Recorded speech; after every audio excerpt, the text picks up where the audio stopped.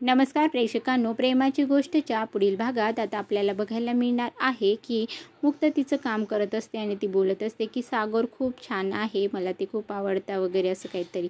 तेव्हा नेमका सागर तिच्या मागे उभा असतो आणि मग तो म्हणतो आणि अजून काय, तर हे ऐकून ती अगदी त्याची जीभ दाताखालीच चिमटते.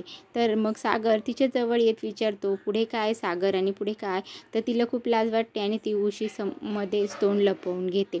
तर इकडे दुसरीकडे हर्षवर्धन आणि त्याचा माणूस दोघंही बोलत असतात. हर्षवर्धन म्हणतो की असं काहीतरी झालं पाहिजे की ही सावनी काही दिवस या घरातून बाहेर गेली पाहिजे. आणि मग हर्षवर्धन त्याच्या मनातली गोष्ट इथे सावनीला बोलून दाखवतो आणि मग सावनी लगे म्हणते, मी एक काम करते ना, मी मिहीरकडे राहायला जाते काही दिवसासाठी. असंही लग्ना अगोदर माहेरीच तर राहावं लागत असतं. आणि मग आता ती त्याच्या प्लॅननुसार मिहीरला सांगतेही आणि मग ती म्हणते, नशीब माझं की मिहीर लगेच हो म्हटला, त्यांनी नाही म्हटलं असतं तर मी काय केलं असतं.